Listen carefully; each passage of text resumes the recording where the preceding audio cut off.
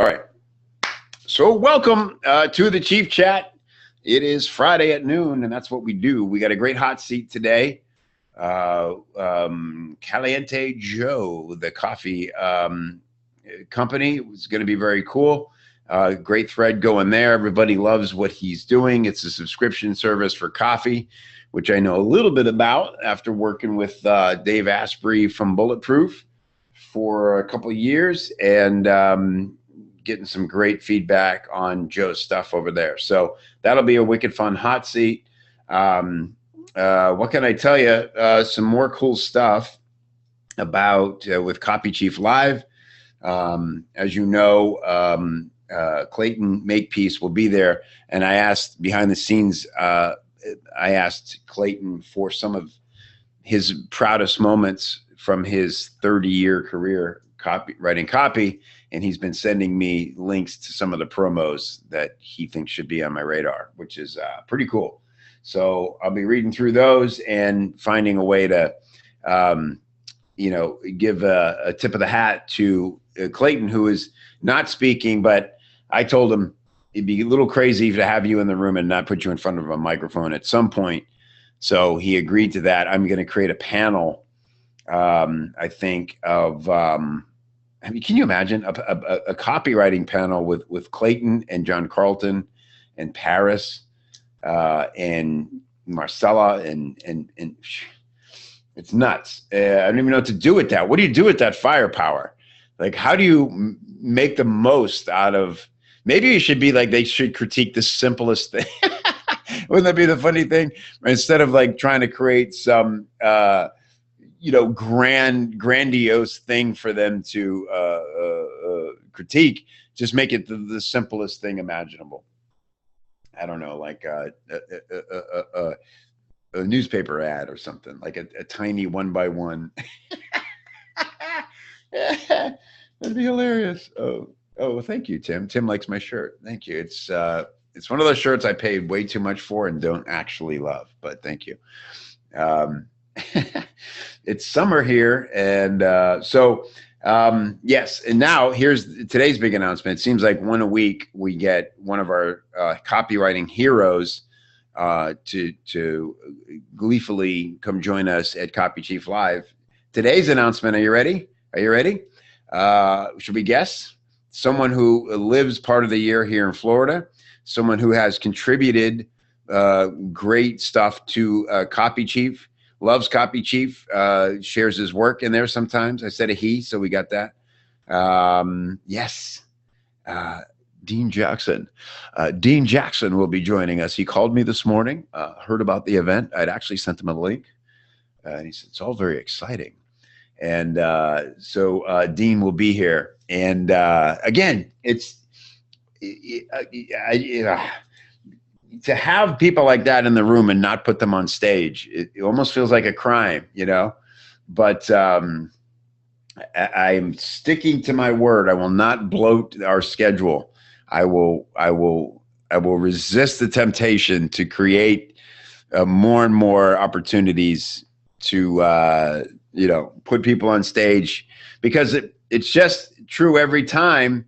You can't fit any more in your head. Even though it's Dean Jackson, or even though it's Clayton Makepeace, or even though you're just going, nothing's getting in. This is all great. But it's the hang time, isn't it? It's like Abby. Did you guys read Abby's emails this week? And what an honor, Abby, to have you promoting the event and talking about it the way you are, and such wisdom you share about how to get the most out of these events. Definitely, if haven't, go read Abby's emails.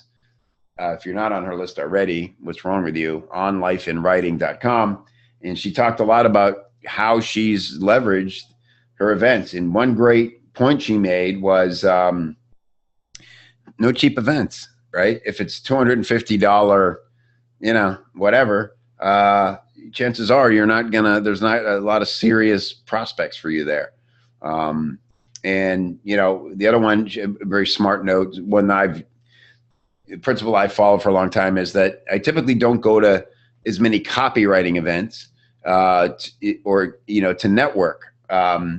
However, this one is all about you networking at the copywriting event, right? So typically if you just go to an event and it's all copywriters just learning, then it's like, all right, well, that'll be great learning. And it is good to meet other copywriters and build that network, but you might not land a client there.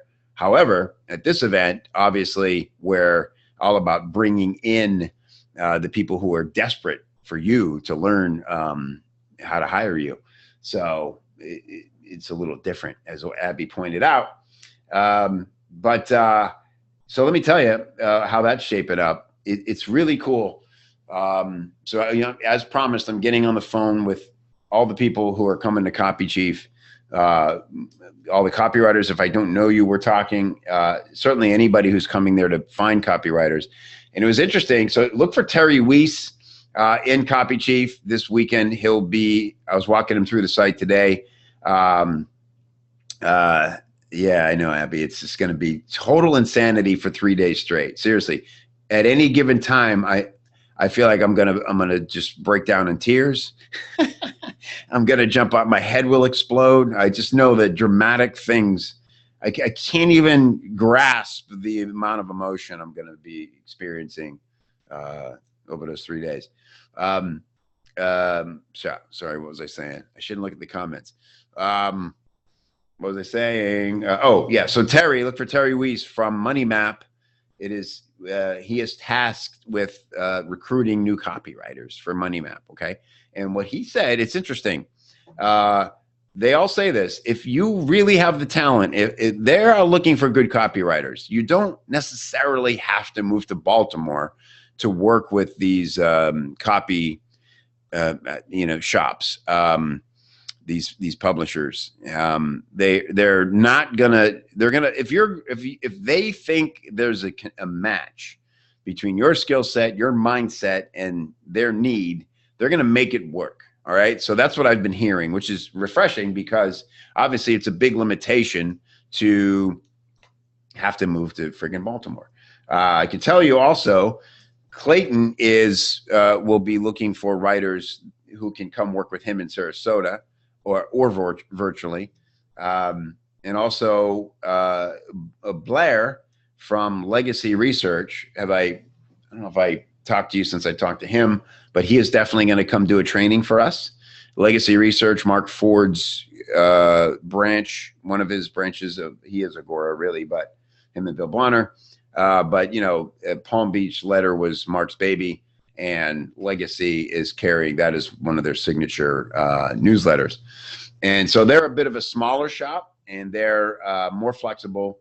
And so I'd rather move to Florida than Baltimore personally, or they're much more open to working with writers virtually. So all really exciting, and the other thing I'm gleaning from and I interviewed yesterday, what a day, Mark Ford. I mean, dude, he's just everybody's hero, right? But what a cool guy. I hung out with Mark a few times, and I always get the same impression. What's really interesting he's very intimidating, but it's not his fault. He's intimidating because he's so smart, and he's done so much, and he's just better than me at everything, But the more you get to know him, you realize he's such a humble cat. Makes no assumptions, is so open about everything he does, and he's honest about everything. And so, what was interesting in the interview yesterday was a couple of times he kind of went against some of the things that I have read from him. For instance. Here was the big moment for me in the podcast, since we've been so focused on big ideas. I brought up big ideas and the story about how, he told Todd that was the difference in Agora, its growth and all that. And he said, I have a lot to say about this because I just spent 3 hours yesterday at a meeting with Agora writers talking about nothing else but big ideas. And he said, there's an important distinction here between marketing big ideas and using them in your copy, right? Interesting. So essentially what he said was, yes, you have to market the big idea, right? Like that is the principle you follow. There, you make sure the big idea is clear. Everything you write is leading to the big idea and all that. In copy, though, he said it's about execution. What he said was, all your competition is going to have the same big idea as you, right? It's how you execute it that's going to make the difference. And he brought up, hey, Tanya, here's what you might have missed. Guess who's coming to Copy Chief Live and named meeting you specifically? No, not Mark Ford. That would have been really cool. And maybe I'll give you some backstage. It was so tempting to invite him, and here's why I couldn't. But Dean Jackson. Dean Jackson said, "Oh yeah, and Tanya's coming over from the UK. How exciting! So you're going to be hanging out with Dean Jackson, your guru." Yes. So Mark said all your competition has the same big. So he talked about End of America, and he said, "Look, we had that same big idea for 10 years in Agora. They'd been writing going back to, he said, Plague of the Black Debt, the Lee Euler classic control." Is a big idea, End of America style. Look, the debt is out of control. It's going to be the crash of the dollar. It's essentially what the big idea is, but it's how you execute it. And so End of America and the way they wrote it comes down to copy muscle at that point, right? Who can just write the most inspired, the most targeted, the most focused, the most compelling copy to support that big idea, to unpack it, to create all the emotional reactions you want. Fascinating. And he said that he actually got a little emotional, like almost angry at this. He said he hates the idea. He said fear and greed is bullshit. Greed is bullshit as a motivator in financial copy. Everybody thinks that is the overriding emotion or desire, that they're just dealing with greedy people who want as much money as they make. And he said it's just simply not that simple.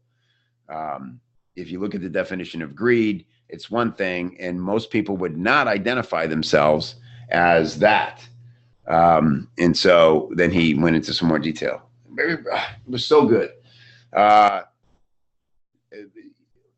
maybe I'll quit being surprised at this one day, but very much aware of, well, actually I shouldn't say very much aware. He had done his research before the call and knew about and was really impressed with what he saw with Copy Chief, to the point where he looked into it enough to understand that we do a Bullet the Podcast contest, and that he said that's really clever, the way you promote your podcast with the bullets. Wow, how cool. And he'd obviously been studying and looking through the list of people who had been on. He knew that Brian Kurtz had been a guest. He knew that he couldn't wait to hear Joe Schriefer's episode, and Jenny Thompson. He made a joke about getting to learn from them what he had taught them through their, So anyway, that was super cool. And so I wanted so desperately to say, hey, Mark, you love this event and you should, but he's AWAI's guy. I mean, he's that company. He built that company. And I guess it probably doesn't matter, but it just felt, there's been a couple of rumblings out there in the competitive world, apparently, of copywriter training that, he, I don't know, I need to smooth over before I could ever make such a bold invite. But I will, of course, do that because that is my specialty. Wouldn't that be something, Zach? Oh my God, can you imagine? Wow. It wouldn't hurt to ask, maybe. He did say this at the end of the episode. He goes, man, we covered so much and we just scratched the surface. He said, I owe you another one. He said, we'll do it again, and we'll choose one topic and we'll go super deep on it. So we'll have to decide what do we want to propose to him as the one topic. For me, it would either be big ideas, just go deeper into that, or business building. Because I have I heard him on James Altucher's podcast, and he talked about, he had a really interesting concept about facilitating the ability for entrepreneurs to thrive in your business. So that's very much what they've done with Agora, which is, rather than have, employees fighting for dominance and eventually having to lose some people, they just create all these divisions. That's why there's so many divisions of Agora. They go, wow, you're a superstar and you've risen to the highest ranks in this company for how it's structured now. How about you have your own department and you just go run it and build your own team? And that's what they've done, which is interesting because hold on, I need to stretch this out. So that's how to do that. Okay. So that is something I've thought a lot about with Copy Chief, right? Is that why can't Copy Chief be the Agora of copywriting? Where that's stupid because Agora has their own Agora of copywriting. It's called AWAI, but I think I would do it in a different way where essentially that's what they've done. Right? Just say, why can't Abby Woodcock have her arm of Copy Chief? Why can't Dean Edelson? Why can't anybody? Why go build your own thing from scratch and take years to do that when we could? It's here, right? So, that's potentially one way that the future of Copy Chief will look. But if I could sit for a day with Mark, that's what I'd want to have him walk me through. Like, how does that work? How do you expand without hurting your brand? How do you structure those deals so everybody wins? All those things. Yeah. So cool. All right. Porter Stansbury. Oh, wow. Really? I'll check that out for sure. Very cool. Yeah, what a guy. The more I hear from him, the more impressed I am. It doesn't happen too often. Chris Hardy, what's up, buddy? Okay. Let's get to some best things. So I've rambled on about all the mind-blowing stuff that went on in here this week, putting a hurting on my little brain. Ann's got one. Who else? Who's got a best thing? How about Abby Woodcock? Does Abby Woodcock have a best thing? Ann for sure. And boom. I love it. Abby winging it. Who have we never heard from? Finn hasn't done a best thing. John Farrell hasn't done one. Oh, what's up, Kev K in the house? We're gonna have Kev. I love what you're doing. With the new direction with the Facebook ads for the growth engine. We're going to be reviewing Kev's copy here in an upcoming Chief Chat. I need a boy. 2 girls and a boy. That's pretty much how it goes here. I got all these strong women. You guys need to step up. Will Reed, who's Mike? You're all welcome. Who wants to do it? I need a boy. I'll let you guys fight over it. You know how it works, right? Finn, maybe did you do one last week, Finn? Maybe you did. Or did you just come on the I think you actually did do one. You know how it works. It's the thing you learned. Best thing I learned this week, where you learned it, how you applied it, and then if-then statement. So if you're this, try this, boom. This is a great format for you to put out weekly videos, monthly videos, whatever you choose, and you get a lot of attention with them on Facebook, Instagram, all those great platforms. Finn has one. Great. Okay, so we're going to do Ann, Finn, Abby. Here we go. Ann Urza, please report to the front desk. Ann Urza. There she is. Hello. Hello. How are you? Hello. You hear me? Yeah, we hear you. I'm We great. see you. I'm great today. Yes, good. Yes. Lovely to see you. You look sprightly. I am sprightly and I'm back in action. Awesome. Love to hear it. Awesome. Yeah, I was gonna add, it was funny, after I did my podcast, I thought of this. I said, damn, I should have put it in the podcast. But actually it'll be a good poser video. So, Perfect. okay, this has to do with ask, of course, and asking questions. And this is something I did on one of my sales pages, and it worked really well. So, if you can't figure out why, people aren't buying, or you're not getting the traction you want on your sales page.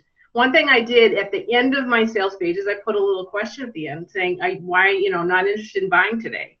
And click here. And you put in a little survey at the end, and you ask them, why aren't you buying? And you'd be surprised to see what responses you get from your prospects as to why they may not be clicking the buy now button. So the question, the best thing is if you want to know why your prospects aren't, answering your call to action button, ask them why they're not buying, and you'll be surprised to see what the feedback is. And then you can either fix your offer or fix your product. Yeah, very cool. So now I want to know what some of the things you heard. Well, in the case of my ebook, some people wanted, I had the ebook first, and then they were moaning about wanting the hardcover, so I had to go back and fix that problem. Some of them said, well, we want, it might have been a price issue, or it might just been, I don't believe you, and over time, you can just keep those responses, and then, you might find a new product idea in there, or you might find a new feature idea that you need to address. So it really, it's just a really easy, free cost, free way to find out why, a certain segment or a certain part of your audience might not be responding to your copy. Yeah, great, fantastic. Thank you. And one of the takeaways there is that people want to be heard, right? Not everybody will respond, but if you give people the outlet, a surprising number of people will take you up on the offer to give their opinion. So yeah, very cool. Excellent, Ann. Thank you. All right. Going to Finn, all the way live from Germany. It is Finn Lopson. What's up, buddy? Am I saying your name right? Lopson? It's Lopzine, but I don't blame you at all. It's not even Germans can pronounce it right. So, yeah. So, one thing I learned this week was I was doing some prospecting on Upwork, and I was just, the way it goes on Upwork, just massively sending out proposals to anybody who has a budget of I think I set it to $1,000 or more, and then anybody who was looking for copywriting and who seemed reasonable, I sent out an offer, right? And sometimes you have to put an hourly rate in there because the people don't have it set to fixed budget. But I don't work with hourly rates. I think it's not the way freelancers should work, at least in copywriting. And then one of the things I did was I just sent this little thing. I was like, hey, I'd like to work with you on this. Ignore the hourly rate for now. We can talk about that later. Here's some things I've done, blah, blah, blah. And then we got in touch for a bit, and they said, yeah, our budget for people outside the US is $6 to $8 an hour. And I was like, okay, well, not getting paid that.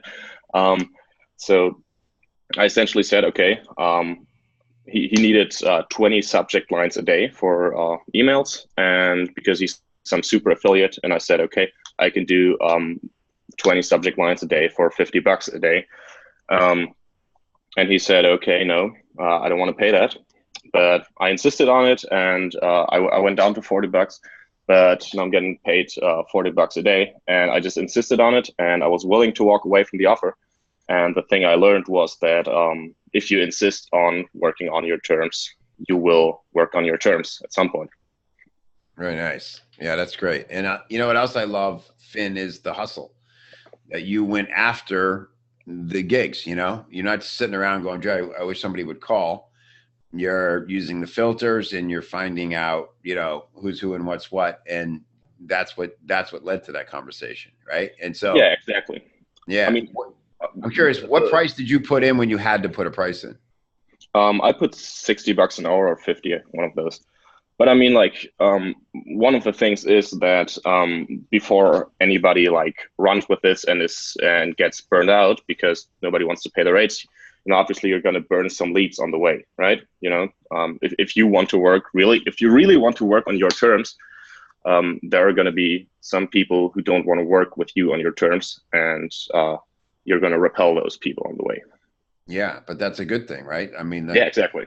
And that's why I like you put a high price, because it's like, look, and then you can, all of a sudden now people are getting a special deal. Like would have totally blown you off what is that? I'm not good at math, but however many 100 times higher than they wanted to pay or whatever.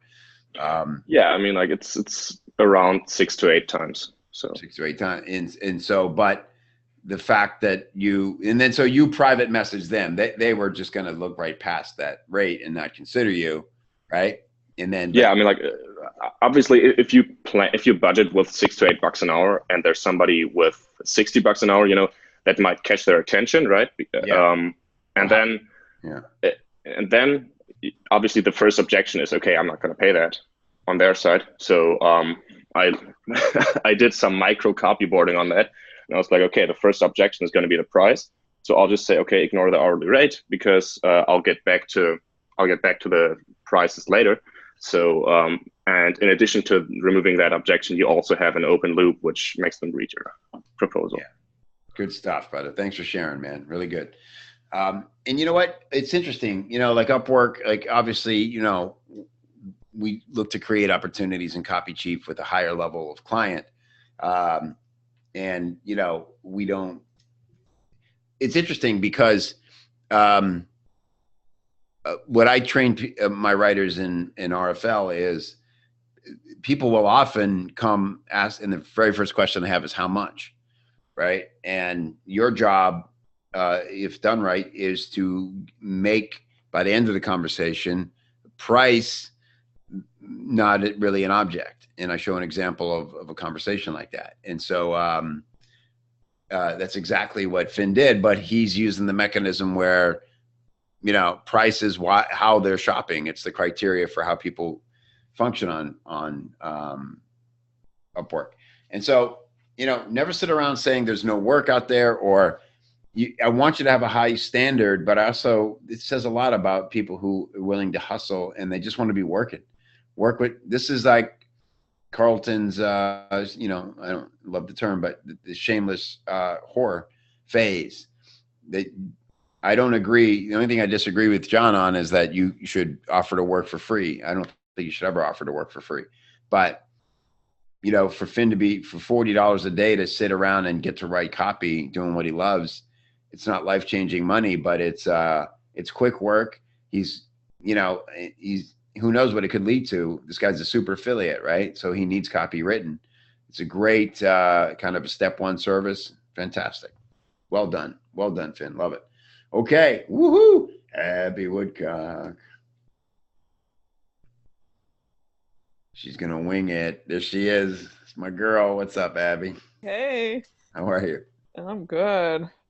I have a good lesson this week, actually, after I thought about it for 10 minutes. But great. So this is a lesson in doing the shit that that you should just do. Because I learned my best thing this week was something I already knew. So you were at the event with me that Ben Settle and Ryan Lee both did a talk at about a year ago, one of Brian Kurtz's Titans thing. Both of them touting, the power of daily emails. And since then, which has been a whole year ago, I've been thinking, I really should write more emails. My list I was writing about once every 2 weeks, maybe, generously. And so the last 2 weeks, my big objection was, how am I going to build my list with daily emails? Because my list is small, so I was worried I was going to devote all this time to writing and nobody was reading it, so what's the point? So this has been my objection for the whole year. So the last 2 weeks, I decided I'm going to hunker down and write daily emails. So I've been 5 days a week, so not daily 7 days a week, but 5 days a week writing emails. And my list has almost doubled in the last 2 weeks from writing the daily emails because people are talking about them. So you were talking about them at the beginning of the thing today. Like other people that have big audiences are talking about them. And every day I'm getting subscribers on my list. And so I guess my lesson is, if you have stuff that that you should do, commit to doing it, because all those stupid objections that you have that it's too much work and that the results are not going to be there, you won't know until you do it. So Yeah, fantastic. Thank you, Abby. I love it. And it's interesting. I think that's more powerful than you promoting it yourself. Obviously, that third party endorsement, right? Yeah. I remember with Ross. Ross is another. You and Ross are really good email writers. I mean, there's a lot of them here, but I just read one of Ross's the other day, and he's another. He did the same thing. Gave up on. He was doing dailies, and even weekly he wasn't doing. So now he's getting back on it. But what you guys are both incredibly good at, which is like so fresh in my head right now after rereading Great Leads, it's just that single idea. Mark Ford talked about when he went back through a year of ETR articles, it was the ones that had a single idea that by far were the most popular. And that was a big aha moment for him. And it kind of makes it easier to choose an email to write, right? You go, all I need is one idea. And then we're writers. So once you start writing, it kind of just, it's not like you got to sit there and map it out. It kind of happens, right? Yeah, well, that's exactly right. So I come from a world, as you know, of like launches where you're planning the emails that are coming out in like 3 months from now. So I've been writing these the day of and then sending them almost as soon as they're done. And so like this week, my theme is live events. And I just each day I'm like, okay, what's a question people have with live events? So one of them is like, what if I'm too nervous at live events? So that was my email on Monday or Tuesday. And then which live events to go to? That was my email yesterday. And I just start writing and I always think today's going to be a short one. And then it goes. Yeah. So all my emails have been super long. So. Right. But good, great writing. And I think that is a superpower for you. When you're writing about yourself and your experience, it's very shareable. And so people are going to continue talking about it. Great lesson. Thank you. Yes. Thank you for sharing. Yeah, do what you're supposed to be doing and never use the excuse that, is it worth the effort because I only have X number of people on my list. I tell the story, I won't bore you with it again, but 300 people at 300 subscribers on the Copywriter's Edge for like years. And I thought, this is probably it, and then I promoted to them and was shocked at the results. And then the list grew from there because by promoting some providing system and letting people know I'm a teacher there and all these things like that exploded my authority and grew the list. So it's very often when it comes to list building and sort of like tribe building, the most counterintuitive thing, the thing you think that people are going to balk at, like emailing daily alone is like a big part of that. It's like people are so resistant. Oh, everybody's going to hate me. Let them unsubscribe. Why would you want them there if they don't want to hear from you? If they're not at least patient enough with you to go, all right, I can't make time for Abby every day, but I'm glad she's here. That's not a bad. They might read one that week and go, oh my God. And every time they read one of your emails, they love you even more. And they're happy to keep you hanging around in their inbox, and they only wish they could had more time to read your stuff, right? So awesome, fantastic. Okay, great stuff. Let's get to the hot seat. It's a fun one. We're talking about coffee. Where is Michael? Let me find you, Michael. Did you change? All right, it was Mikhail, but I know it's, so you just, Michael Lopez, correct? Yes. Make sure I have the right thing going here. No, Klaus, sorry about that. Yeah, Michael Klaus. Okay. Why don't I see you? Sorry, there you go, Mike. That's what's confusing me. Okay.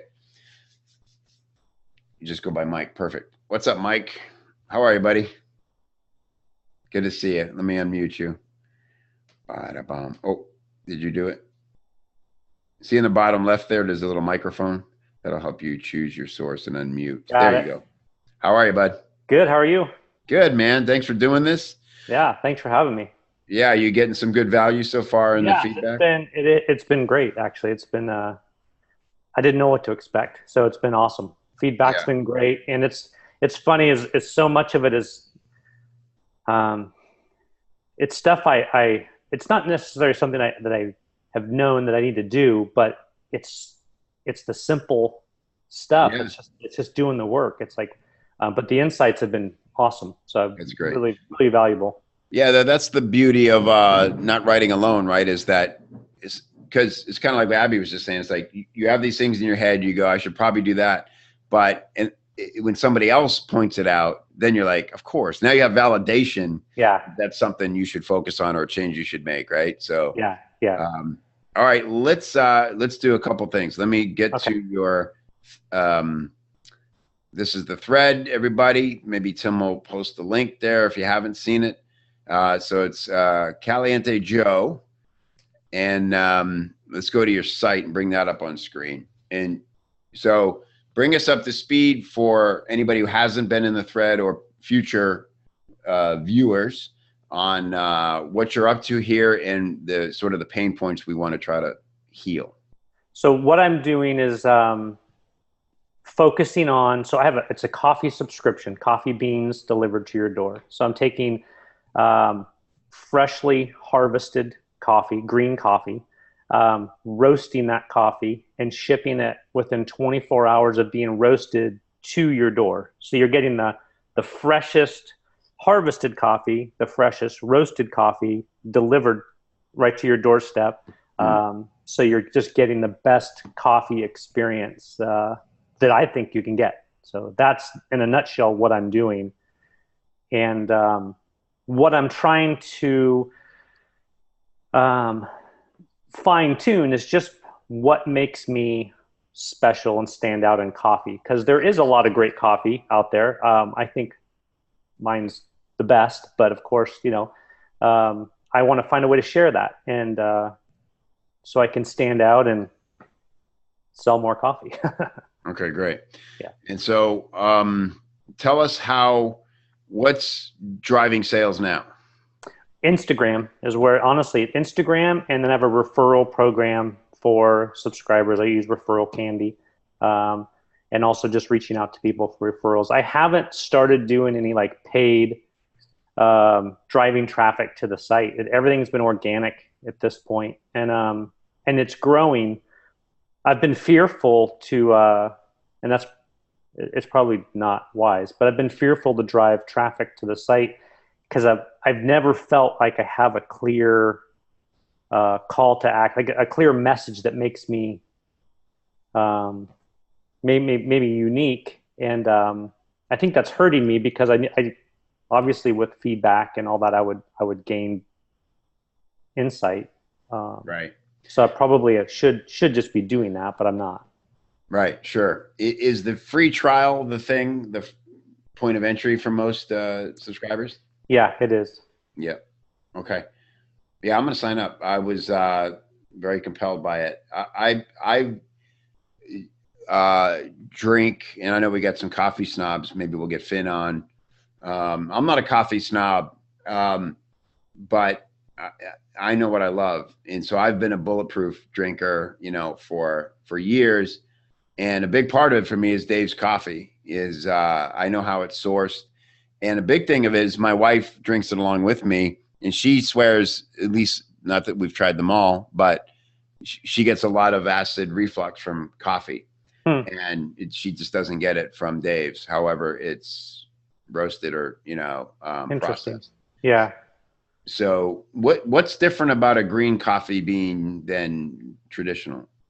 I mean, basically, green coffee is coffee. It's actually the seed of a cherry. It's not even a bean, but it's when it's harvested, the seed is pulled out of the cherry, and that's what I receive from my importer or from the farmer, whoever I'm getting it from. It actually comes in seed form, so it has, it's just ready to roast. So that's considered green. Okay. And then you take that coffee and roast it to whatever, depends on what it is and how you're going to roast it, so that every coffee is a little different. So you'll roast every coffee a little different to pull out the best flavors. Do you recommend like a French press or anything? Does it matter?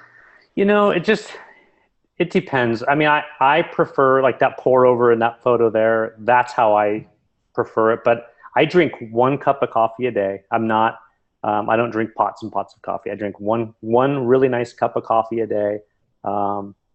So that's what I prefer. I think a French press or a pour over is probably going to give you, if you're going to go for a brewed coffee, I think it's going to give you the best flavor experience.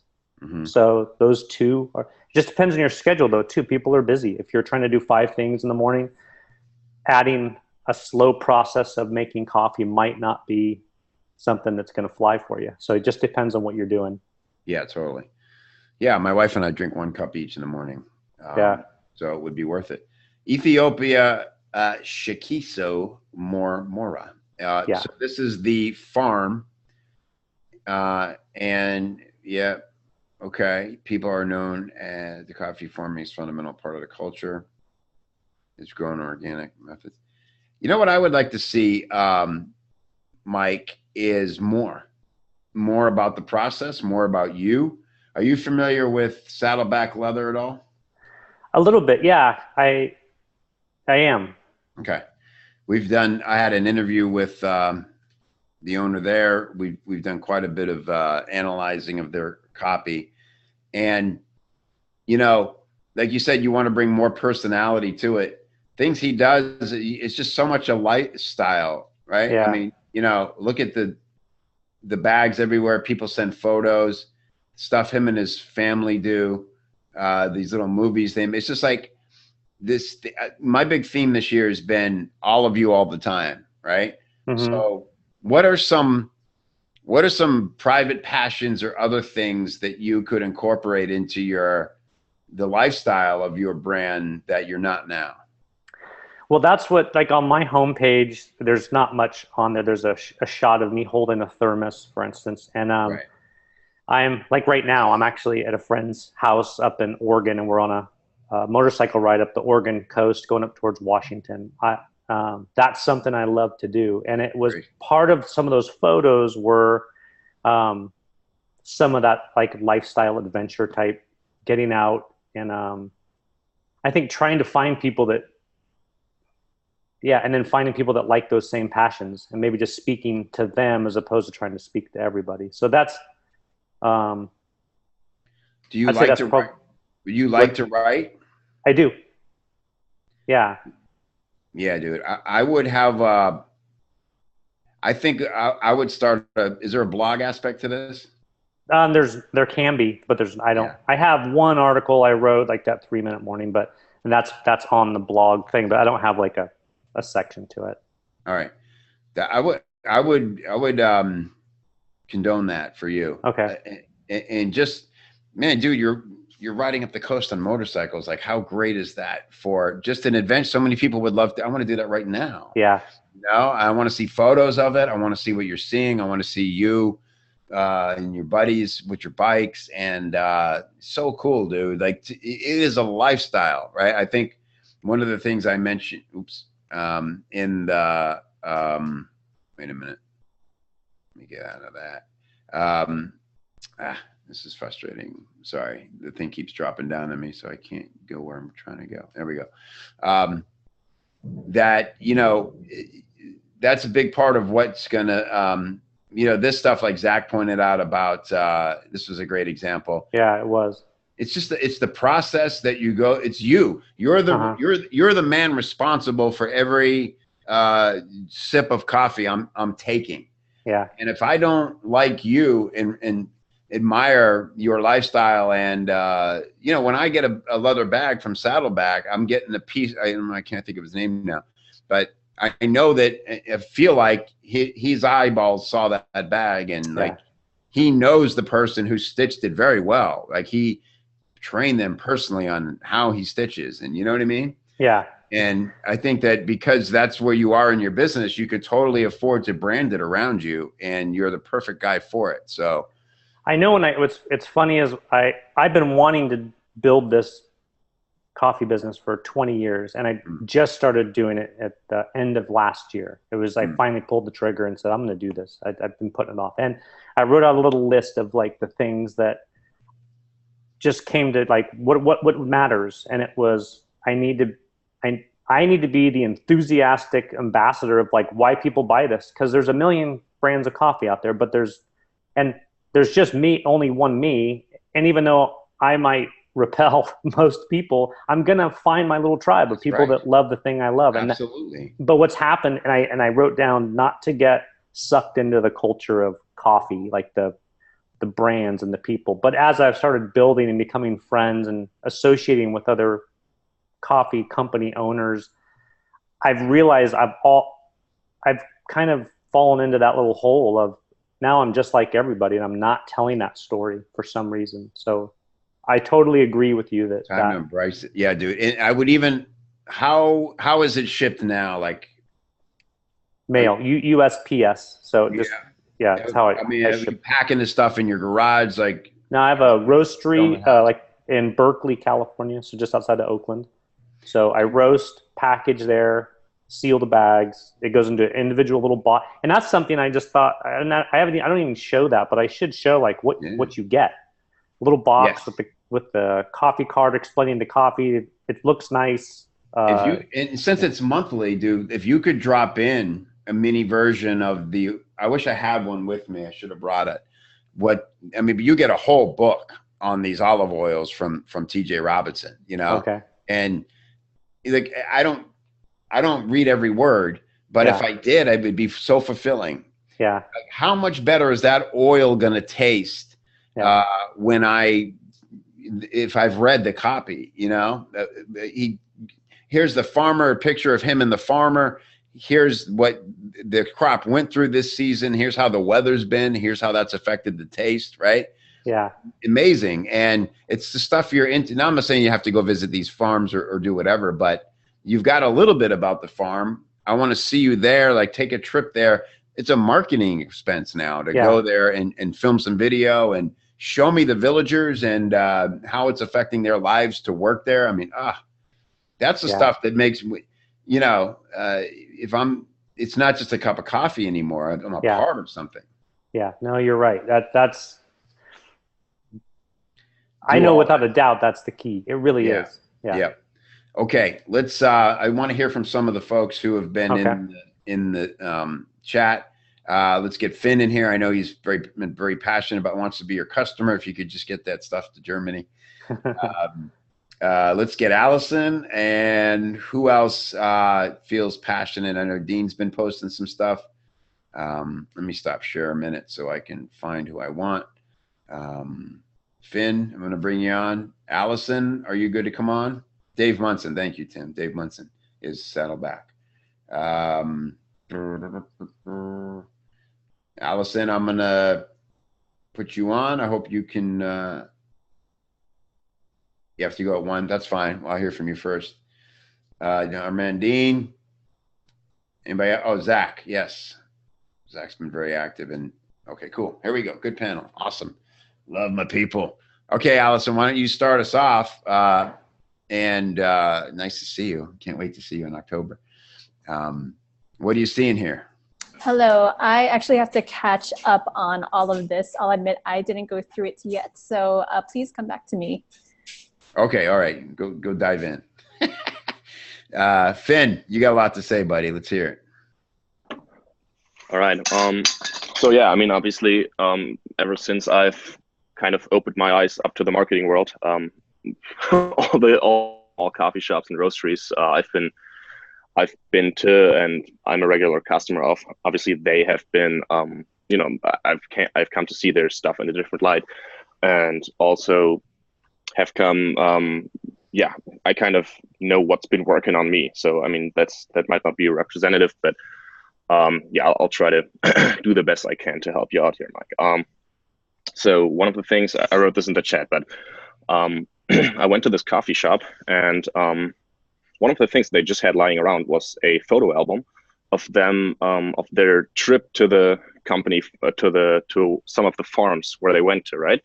And it's really cool because they had like pictures of them playing soccer with the kids of their farmers, and everybody looked happy. And they showed what the investment in this high-end coffee, you know, what it brought to the people of I think it was Guatemala or something, right? So that's like some of the stories you can tell. Another thing is what Kevin just talked about as well, with the riding up the Oregon coast on a motorcycle.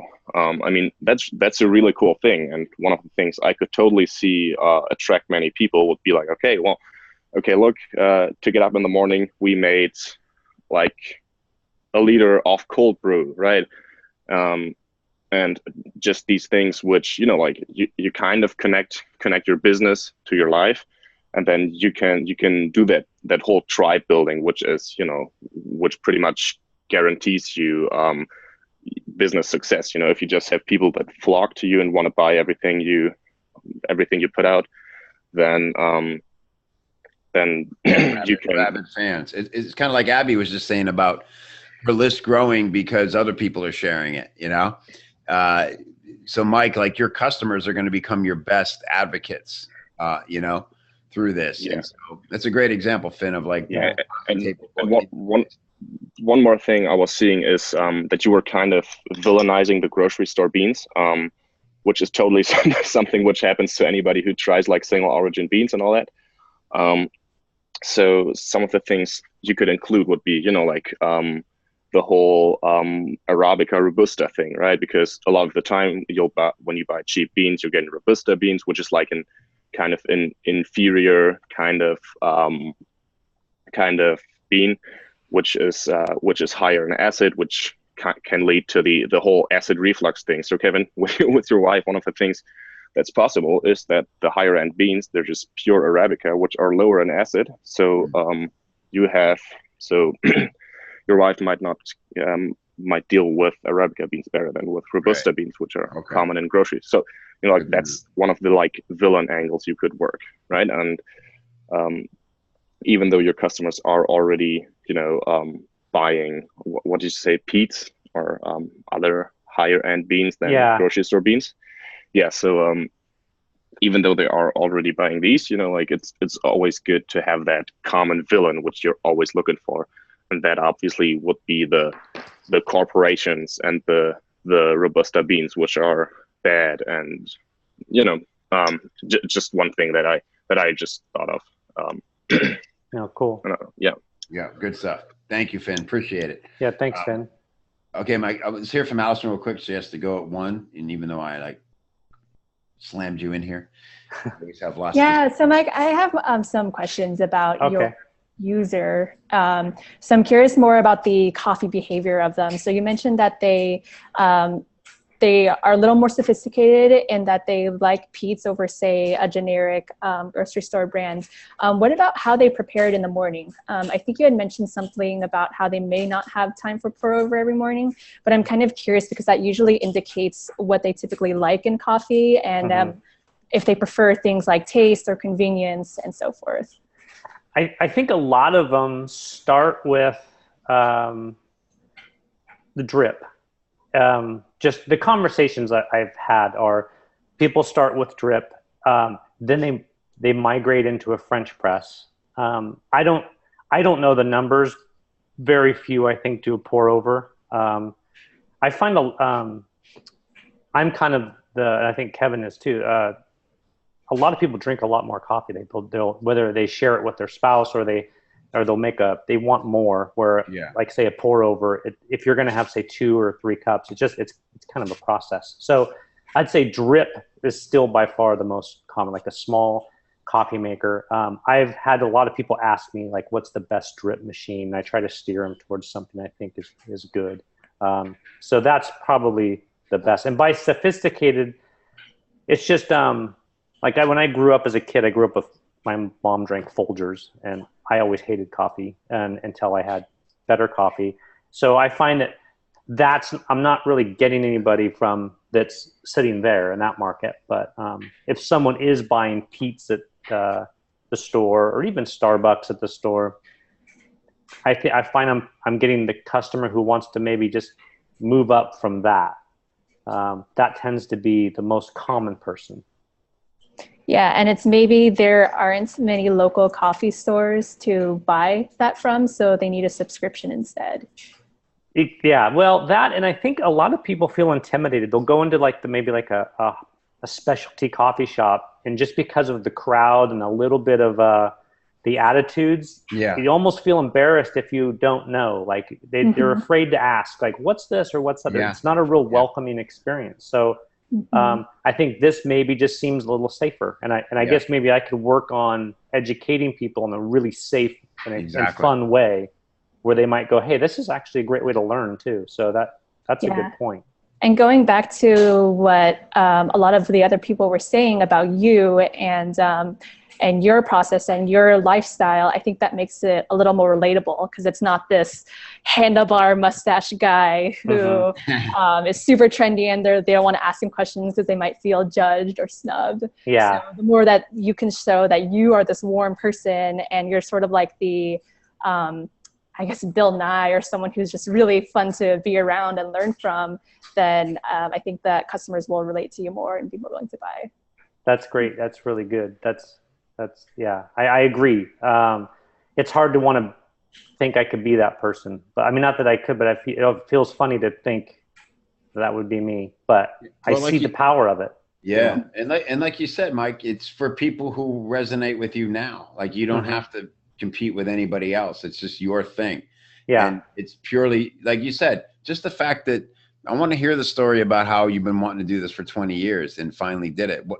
That alone is aspirational for people, right? It's like, wow, I want to support this guy just because he did the thing that I'm still waiting on myself to finally get the cojones up to do, you know? Yeah. What did you give up to do that? Like, what were you doing before? Like all those things, you know, you have to answer now, but like all that is an important part of the story. Okay. And I think Allison, you know, hit a good point. It's like, and I'm exactly that guy. I don't know what I'm ordering half the time, you know, honestly. It's like, it's same with wine. It's like, I've learned to fake that if I order a bottle of wine for the table, like I fake like sniffing it and testing it and improving it. Like, I don't freaking know. Like why, what would it would have to be so bad for me to return the bottle, you know, something's gone horribly. It'd have to be broken. I cut my hand on it. Of course it was unacceptable. Yeah. Beyond that, it's like, who are we kidding here? So, but you know, it doesn't mean I don't want to know. And if you can make it fun for me, and if I buy into you and you give me simple lessons about something I read in an email, or I can, you know, there's like a glossary on your page written in a cool way and looking at stylistic to your stuff. Like again, like, you know, Dave Munson's taught me so much more about leather than I ever thought I'd know. Yeah. I never knew that, you know, most leathers you see, I forget what they call it, but it's the crap leather. It's like processed leather. It's like the hot dog of leather. Okay. And it's, you know, it sounds like it would be quality, but it's crap. And so it's empowering to know that. Very cool. Let's talk to Zach, who, had the great idea about the tour. Yeah. Hey, buddy. Oh, I don't know. I can't hear you, even though you don't seem muted. There you are. I've been told this week that my microphone's quiet, so I don't know. Can you hear me now? Yeah, it is a little low, but we can hear you. Okay. So this came from, actually, the sparking point was what you said about, was it Claude Hopkins who did the old beer infomercials? And it was, well, he thought of it when walking around the factory, so why don't you see what they think is amazing when walking around the factory? It's kind of getting their reactions make sense, which also ties into what I've been thinking about this week, because I'm about to start a project with a software company where I don't really know why their early adopters got the software. So I was thinking, how can we do research that they thank us for? Which my plan is kind of, it's not sustainable in the long term, but we could do a week of onboarding where we go, as a complimentary thing, we want to get on the call with you and set it up in a way that's like perfect to why you like signed up for the software, which is a really hopefully nice thing to do. And at that point, it becomes almost like an inevitable part of the process for us to ask, cool, so what were you trying to do before? Why did you like sign up to the software? What would be your ideal outcome? All of these backstory, actually market research questions become a thing that it just becomes logical small talk because we're delivering value in that way. So I was wondering, what different things could you do that gives you an excuse to pick your customers' brains? Yeah, no, that's true. I just off the top of my head, it'd be interesting to talk to people about their opinion of a certain coffee. Like if I ship it to them, and just say, what did you think of it? What didn't you like, or what did you like? And maybe just have a basic conversation around that. And through that, I mean, that's something I could do by the phone. So it'd be easy to do outside of, say, like, because most of my customers aren't. I mean, I live in Sonoma, in the north of San Francisco, and most of my customers aren't in my area. But I have enough in the area where I could do like a tour. But if I could find a conversation I could have with a customer, that's something I could do all the time. Yeah. And it'd be easy to do, wouldn't be super time consuming. And I think that'd be a fun way to get some feedback. I think it's a great idea. And then it's just a matter of me figuring out what different things I could talk about that I could gain insight from, and then use that conversation to dig deeper and find out other things that would be beneficial. Yeah. I think a central point is try to think of a reason for them to jump on the call other than to help you understand your market. Yeah. Because sometimes you can see that so-and-so wants you to jump on a call to help them with, like, answer something. That's fine. If there's you want me to jump on a call because there's something you think you can help me with, I would be way more enthusiastic about that. Yeah, no, that's good. I mean, it could even be something where if I give away like a pour over drip cone with some filters and say, I'd like you to try this and give me your feedback on this coffee preparation. Oh, that's a great idea. Yeah. I love it. Doesn't cost me more than $5 or $6, and then with shipping, say $10, I can send it out and then have the conversation. It's still, I'm not going to do it at scale, but I could probably have 30 or 40 really good conversations. That could be interesting, possibly. Also, through those conversations, if you could find the people who are most qualified to join you on a video like this, like a Zoom, where you walk them through the process of doing a pour over for the first time or something, it could be fun. It'd be like when the chef comes on Good Morning America, right? And they're interacting with the hosts and stuff. There'd be a little separation there. But again, if we think of our target as that, it sounds like it's that a grocery store coffee drinker who's ready to specialize. Yeah. You're the person who's going to get them over that hump, and your subscription is the perfect next step. They're getting some of the best coffee in the world as a step one, but it's affordable. You're accessible. You're teaching them why it's great and why they should be drinking that instead of that other crap. So you have your enemy, and you're this wonderful host and conduit to this other world where it isn't snobbish and they don't have to feel intimidated. Plus you've got this fun lifestyle. Really powerful, man. Yeah, cool. No, I think that could be a lot of fun, because there's a lot of aspects of how to grind the coffee the best way to grind it, the best way to prepare it, and just fun, engaging little videos. That could be a really cool way to interact. All right. So speaking of video, let's talk to one of our video experts, our man Dean Edelson here, and then we'll close on this. Cool. Hey, how you doing? Hi there. I love it. I love your post, and there's just so much terrific personality in the writing right in that post. Thanks. There's so many. Everybody's had some just great feedback and information. There's so much here to go through. Your head could explode. You're in a market that is highly commoditized and competitive. So you've got to find a way to stand out. And I totally agree. I love the idea of a lifestyle and stepping out maybe of your comfort zone, and you are Caliente Joe. Just take on that person, and it's just an extension of you, and it could be who you are. You're very likable. You're personable. It's easy to listen to you. You have a great voice. So if you're comfortable on video, make this coffee, identify it with a lifestyle. And it could be this adventurous lifestyle. This, loves to travel, loves to take weekend trips, loves to get on your cycle. And I'd have a videographer take one of these weekend trips with you up the coast with you or a friend or your wife or the kids, whatever it is, have them convey that as a lifestyle. And what you will do organically is attract people who identify with you. The fan base will come to you. You won't have to go to them. They will find you. And those are the people that you want to get testimonials from.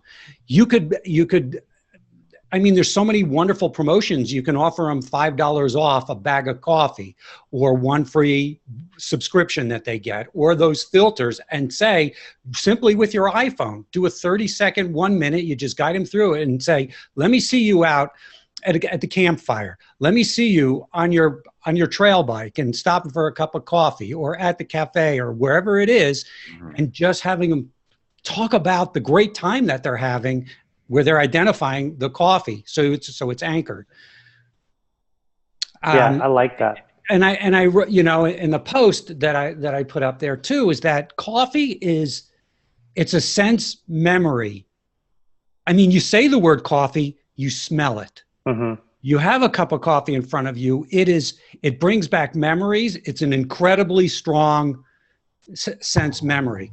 So you also, it would help when you're telling your story to anchor it in those things. That's why the story is going to work for you in doing this, because it's just one of those repetitive memories that people wake up and they go to Starbucks because it gets them out of bed in the morning, because it's an experience.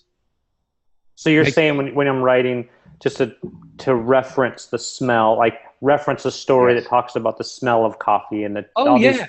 So that, okay, that's anchor. Really good. So one of the things that I mentioned is that also, if there's something that you love, like if you have a cup of coffee in the morning and you have a piece of pastry, a fine flaky piece of pastry or a croissant, associate it with it, because then after doing it so many times, people won't be able to associate eating a pastry without having a cup of your coffee as well. Okay, no, that's good. And I do a video tour of your thing, of the process, and it's in the post, so I don't have to go through it now. It's a totally sensual, sensory experience. That's really good. That's a great, I mean, not only in the video, but in the writing, Dean, you know, like write for the senses. That's a great tip. Yeah. Because it's so true, Dean, like coffee is such a sensory experience on every level. The sound of it, the smell, obviously, you know, I know my wife, because we use Bulletproof, like she's not sleeping past the blender. She hears me blending my coffee. She's out because, you know, it's that anchor. And I wonder if one other thing to think about is how can you represent the coffee the way Dave does his bags, you know? And obviously, you know, because coffee just looks like coffee in a photo. But like you have the photo, maybe it's a mug, you know, and that could be another it could be a side item. It could be either the bag, you got the branding on the bag, but then you have, this is just a Stanley mug. But I wonder if you maybe had a signature mug where, you know, maybe it has the logo on it, and you could put the mug places, you know, so I could just see a shot of the mug resting on the gas tank of your motorcycle with redwoods behind it. And you know what I mean? It's just like, you don't have to be in every photo, but that's what they do so brilliantly at Saddleback. So They also on your homepage, Mike, you have, if you would scroll up, Kevin, to the top. Okay, so you have your perfect morning delivered, if that's going to be your tag. Above that, I want to see Caliente Joe. I want to see the name of your company there, because it is an identity.